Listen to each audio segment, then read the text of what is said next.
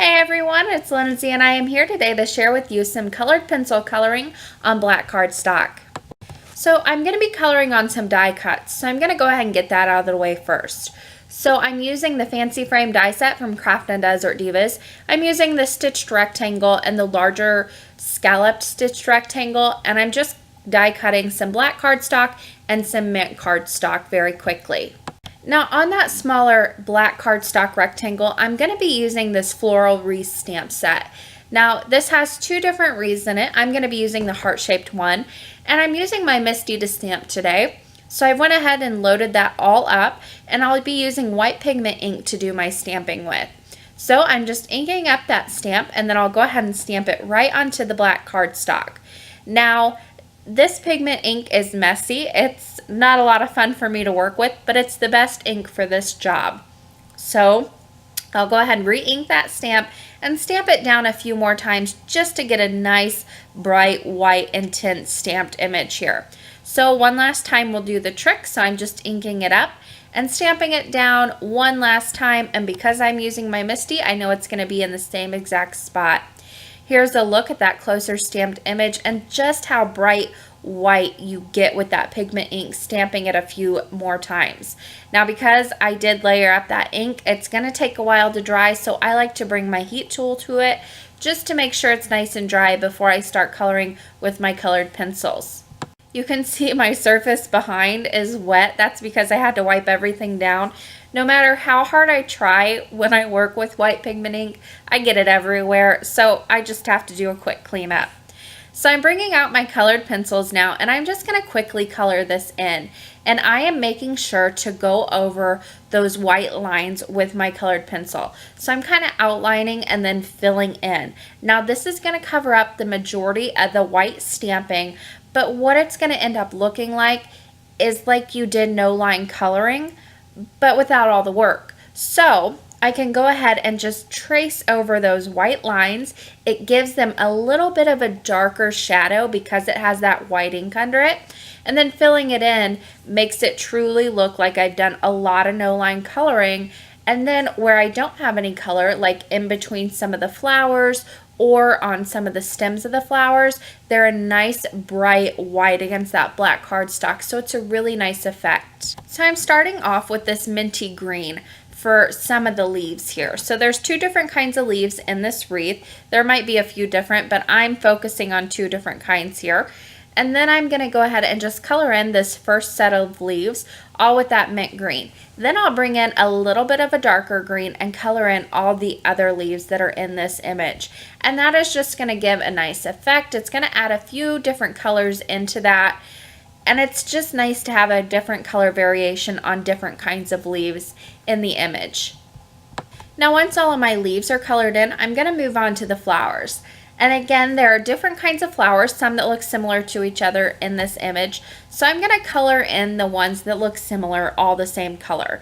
Again, I am not trying to go in between the lines here. I am trying to actually color over them, and that gives me that nice effect that looks like I've really done a lot of no line coloring. So I did some teals on this, and then I'm going to move on to a light purple. Now I'm using a lot of really light pastel colors in this. They really pop out against that black cardstock. The lighter you go, the more it pops. So if I were to throw in some really dark navy or some browns, it's not going to show up against that black as well as I would like. So whenever I'm choosing my colors, I'm choosing some really light and pastel colors for all of my images here. Now on these flowers that I'm coloring in with the purple, the center of them is white. Now I didn't color over the center, I left that white, and it just gives that nice little pop right in the center that helps those flowers stand out. Now I'm moving on to some light pink, almost a coral color, and again this is more of a pastel shade of pink. It's not a hot pink, it's not a darker pink or a darker red. I really want to focus on those pastel colors that allow the color to pop against that black cardstock. Then I moved on to a red, but again it's not a darker red. I'm using almost a burnt orange red here, and again it's a pastel color, so it pops against that black. And then finally I'm going to move on to just a little bit of yellow just to kind of tie in all the colors here. So there's just those last few little flowers to color in, the small little roses and those little tiny flowers around the bottom, and that finishes off the coloring. It was very quick and very easy to do. But there you get a nice close-up of those colors, and outlining that white really makes it look like a no-line coloring image. So I went ahead and put some fun foam on the back of that black panel with some double-sided adhesive, and then I'm just going to pop it up right onto that mint scalloped rectangle die cut that I die cut first. Now this whole thing I'm going to mount onto an A2 top folding black card base.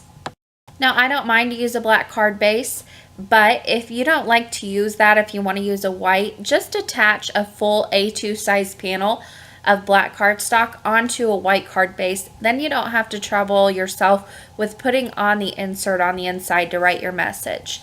But I don't mind a black cardstock. I think it looks nice every now and then. And then I just went ahead and mounted that straight onto that black card base with some double-sided adhesive. Now, I wasn't going to add a sentiment to the front, but I decided to go ahead and pull out this hug sentiment from the Simply Said stamp set from Craft and Desert Divas. I've really given this some good drying time on that image, and I've also really used my embossing bag on this before I stamped that down with Versamark ink and applied that white embossing powder.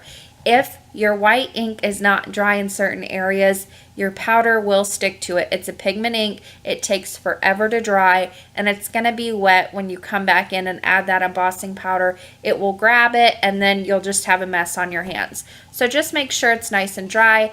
Then you can go ahead and heat set once it's all done, and that finished off the card for today. I hope you guys enjoyed this video tutorial, and as always, I will leave you with a few pictures of the finished card.